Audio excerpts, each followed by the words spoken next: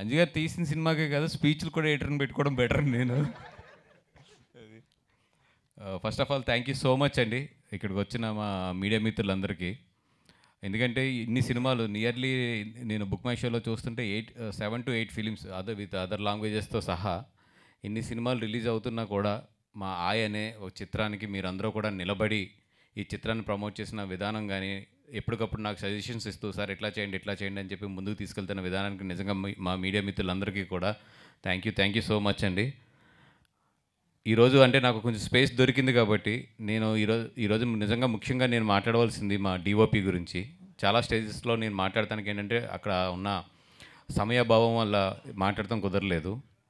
వచ్చాడా తను డిఓపి? రాలేదు. సమీర్ ఎందుకంటే తన ఫస్ట్ టైం సినిమా చేయడం, ఈ సినిమాతోనే తను లాంచ్ అయ్యాడు. ఎంత బాగా నిజంగా నేను మొన్న థియేటర్లో చూస్తున్నప్పుడు ఎంత ముచ్చటేసిందంటే నాకు, అబ్బా ఒక సినిమాని నేను చాలా క్వాలిటీతో ప్రొడ్యూస్ చేశాను. అంటే వర్షం కావాలి, ఒక సినిమా డైరెక్టర్ గారు నేను మాట్లాడుకున్నప్పుడు ఈ సినిమాకి వర్షం అనేది ఒక ఎలిమెంటు. అండ్ సినిమా అంతా కూడా ఇప్పుడు మనకి అందరికీ కూడా చాలా ఇష్టం, క్లౌడీగా ఉండి అలా లైట్ వర్షం ఉన్న వర్షం రోజు అందరికీ కూడా చాలా బాగుంటుంది. థియేటర్లో ఆ మూడ్ క్రియేట్ చేయాలి. అట్లాంటి ఒక మూడ్లో ఒక సినిమా రన్ అవుతే బాగుంటుంది అంటే అది అంత ఈజీ టాస్క్ కాదు అది ఒక డిఓపికి. చాలాసార్లు తన ఎండ్లో షూట్ చేస్తున్నప్పుడు నాకు డౌట్ వచ్చింది, ఈ ఎండ్లో రెయిన్ ఎలా సెట్ అవుతుంది, లేదా ఈ ఎండకి మేము అడిగిన మూడ్ ఎట్లా సెట్ అవుతుంది ఏంటి అని చెప్పి. బట్ తన డిఏ అయిన తర్వాత కాపీ చూస్తున్నప్పుడు ఎస్పెషల్లీ రెయిన్ గురించి కానీ, మూడ్ ఆఫ్ ద ఫోటోగ్రఫీ గురించి కానీ మాట్లాడుతున్నారు. తను నిజంగా చాలా మంచి కెమెరామ్యాన్ అవుతాడు తను. 100% థ్యాంక్ యూ సమీర్. ఎందుకంటే బికాస్ నిన్ను ఎంత స్ట్రగుల్ పెట్టాము, ఎన్నిసార్లు నువ్వు షూటింగ్ ఆపమంటే నేను ఇసుకున్నాను, ఇవన్నీ నాకు తెలుసు కాబట్టి చెప్తున్నాను. Thank you so much for your effort and everything. అదేవిధంగా ఈరోజు ఇంకొక ఇద్దరు గురించి మాట్లాడాలి. ఒకటి అజయ్ అర్సద్ గురించి అండ్ రామ్ మిరియాల్ గారి గురించి, వీళ్ళిద్దరి గురించి కూడా చెప్పాలి. రామ్ మిరియాల్ గారు ఇచ్చిన సూఫియానా సాంగ్ కానీ, రంగనాయకి సాంగ్ కానీ, ముందు కన్నా కూడా సినిమా రిలీజ్ అయిన తర్వాత దాని యొక్క ఇది చూస్తుంటే నెంబర్ ఆఫ్ వ్యూస్ చూస్తుంటే చాలా బాగా వెళ్తున్నాయి. అంటే నిజంగా చాలా మంచి మెలోడీస్ సుఫియానా అనేది. బిఫోర్ సినిమా రిలీజ్ నేను నిజంగా ఏంటంటే మంచి సాంగ్ ఏంటి వెళ్ళట్లేదు అనుకున్నాను, కానీ దానికంతా కూడా ఇప్పుడు సినిమా రిలీజ్ అయిన తర్వాత అది చాలా బాగా వెళ్తుంది ఆ సాంగ్. అండ్ సెకండ్ థింగ్, మా అజయ్ అర్సద్ గారు ఓ రోజు తన ఇంట్లోనే చేసుకుంటాడు. తన ఇంట్లో ఒక రూమ్ పెట్టుకుని జాగ్రత్తగా చేసుకుంటూ ఉంటాడు. రోజు తన ఇంటికి మణికొండకి వెళ్ళి రావడానికి నాకు ఏంటంటే ఒక గంటన్నర పోతున్నప్పుడు అజయ్ని ఏమడిగానంటే, నేను డైరెక్టర్ గారు ఏమన్నామంటే, అజయ్ ఇక్కడ దాకా వచ్చి మేము ఇక్కడ కూర్చుని మళ్ళీ వెనక్కి వెళ్ళాలంటే మాకు 3-4 అవర్స్ డేలో పోతుంది, ఏం చేద్దాము అంటే, సార్ నేను మీ దగ్గరికి వచ్చేస్తాను అన్నాడు.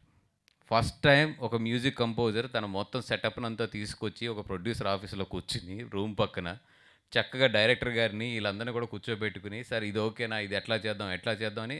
అంటే తను ఏదో ఒక 9 o'clock ఆఫీస్కి వెళ్ళి 6 o'clockకి ఒక ఆఫీస్ నుంచి బయటికి వెళ్ళినట్టు వర్క్ చేశాడు. తను రావడం వల్ల ఏమైందంటే తనకి ఎడిటింగ్ ఫెసిలిటీ కూడా పక్కనే ఉంటే బాగుంటుందని చెప్పి ఎడిటింగ్ ఫెసిలిటీ కూడా మేము పక్క తెచ్చుకోవడం జరిగింది. అట్లాగే ఏంటంటే 1-2 రూమ్స్లోనే ఈ సినిమా ఏ స్టూడియోకి వెళ్ళలేదు, ఎక్కడికి వెళ్ళలేదు, ఏమీ చేయలేదు. ఇంక్లూడింగ్ మీరు వెనకాలంటున్న పిల్లల వాయిస్తో సహా నా ఆఫీస్లో ఒక రూమ్లో తయారైన సినిమా ఇది మొత్తం. నిజంగా అజయ్కి థ్యాంక్స్ చెప్పాలి. ఎందుకంటే నాకు తెలుసు జనరల్లీ ఏంటంటే ఒక ఆర్ఆర్ చేయాలి లేదంటే ఇది చేయాలంటే ఆ టెక్నీషియన్స్ కానీ ఇది కానీ పెద్ద సెటప్ ఉంటుంది. అలాగే ఏం లేకుండా ఒక చిన్న రూమ్, అది ఎంత కరెక్ట్గా అంతే 10x10 రూమ్, అది 10x10 రూమ్లో ఈ సినిమా రికార్డింగ్ మొత్తం క్రియేట్ చేశాడు తను. చేసినవన్నీ కూడా చిన్న వస్తువులు, పిల్లల వస్తువులతో మొన్న కూడా చెప్పాను నేను తన గురించి. అజయ్ 100% నీదేదైతే ఒక హార్డ్ వర్క్ ఉందో, లేదా నీదేదైతే ఒక కాంప్రమైజ్ అవ్వని ఒక తపన ఉందో, దాంతో ఏంటంటే డెఫినెట్గా నువ్వు 100% నేను చెప్తున్నాను కదా మంచి పొజిషన్కి వెళ్తావు. ఇతన్ని డెఫినెట్గా మనం ఓ మంచి సినిమాలో, పెద్ద సినిమాలో డెఫినెట్గా చూడబోతాం తొందరలో తెలుగు నుంచి. Thank you. మా కసి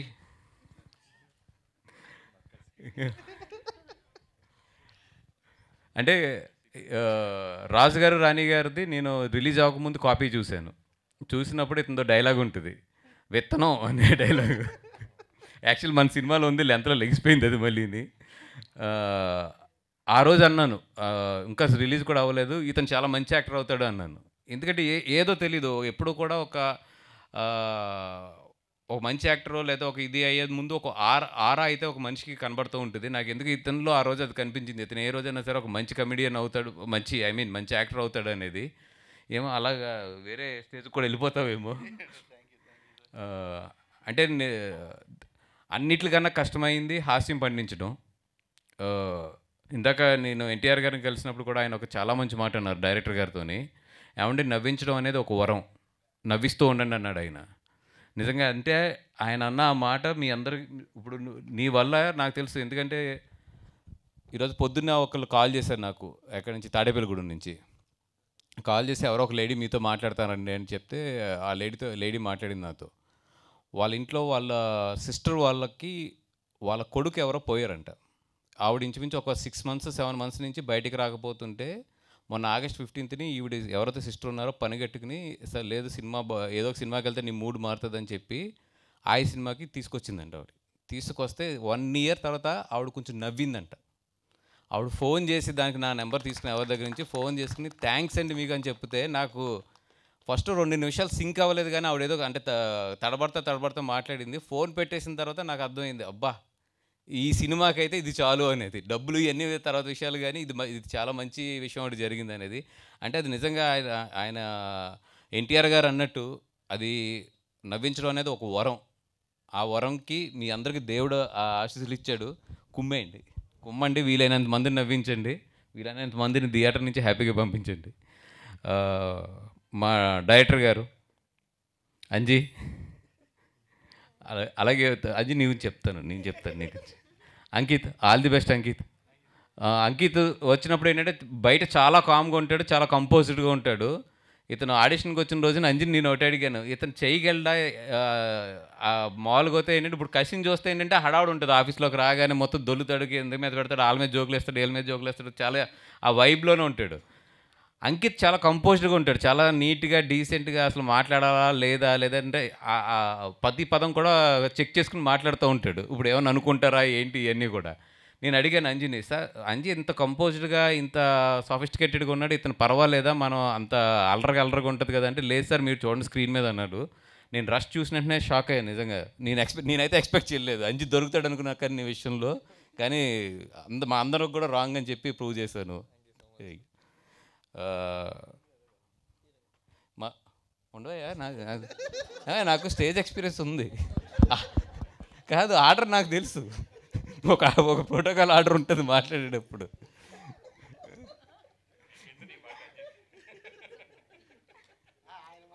కొంచెం ట్రైనింగ్ ఇప్పించండి రా మనకి.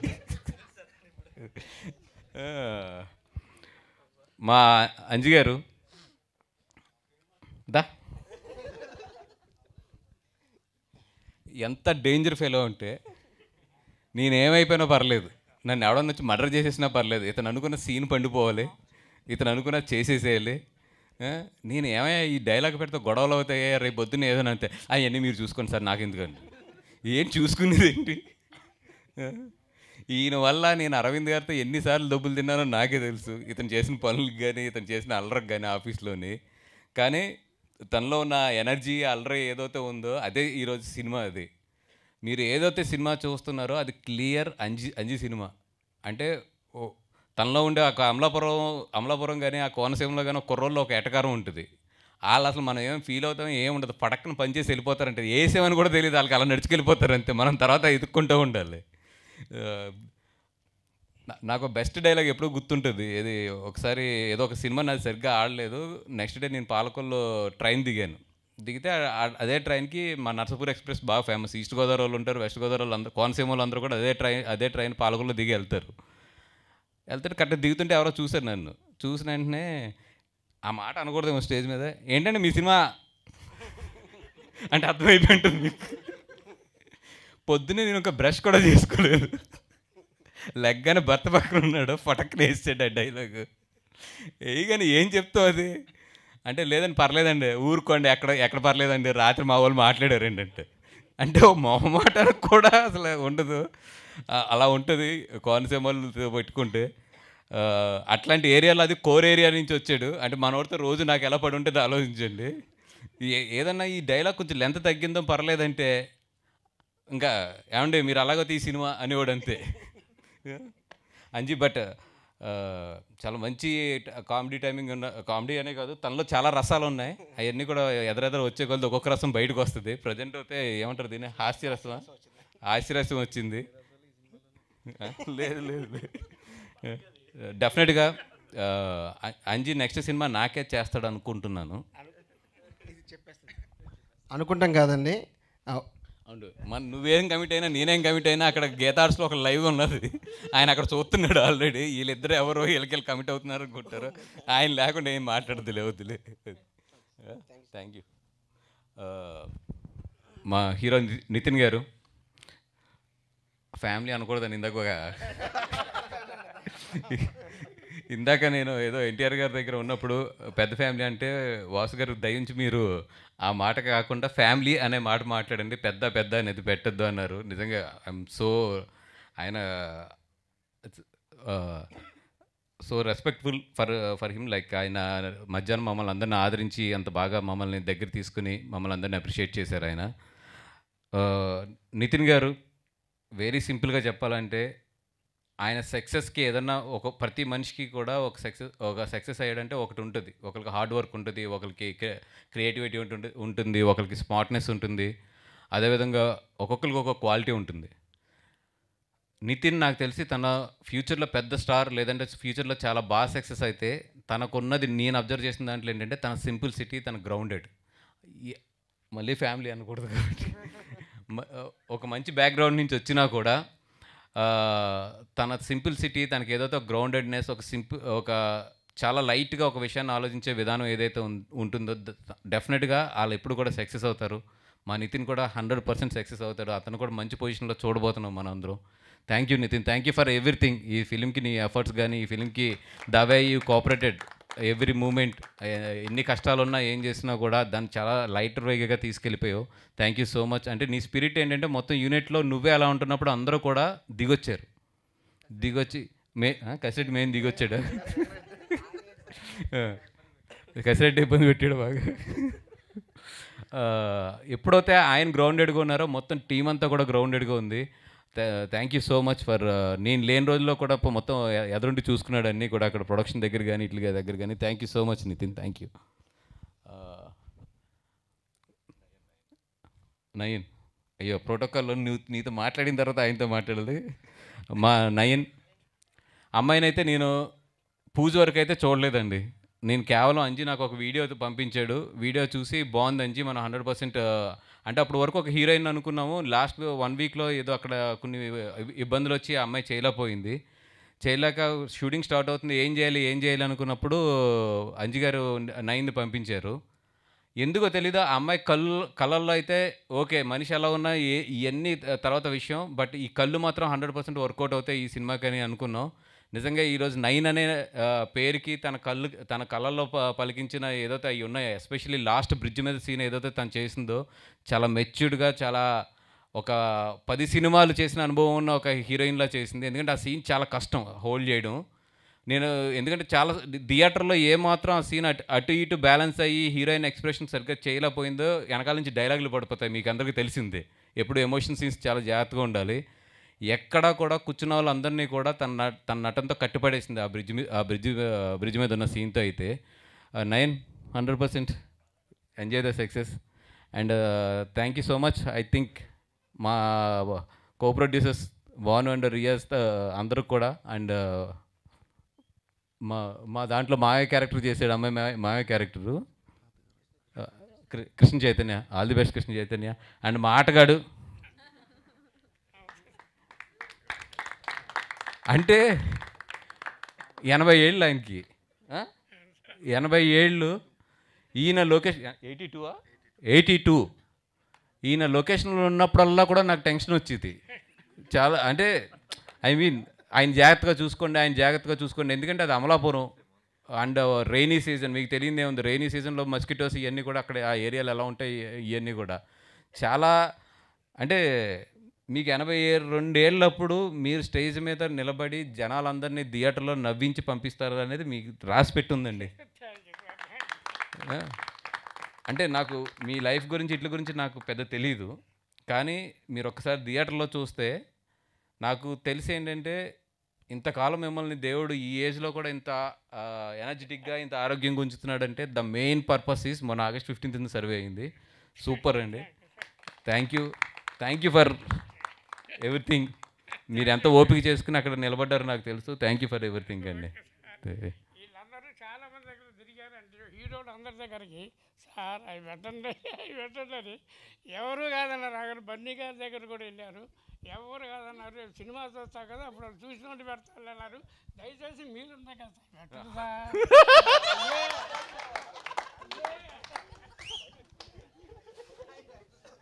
అరే రే, సరిగ్గా వాల్యూమ్ రాలేదే అనుకున్నాను నేను. క్రేజీ అసలు ఆయన ఏమన్నాడు అర్థమైందా? ఒకసారి రండి చెప్పండి.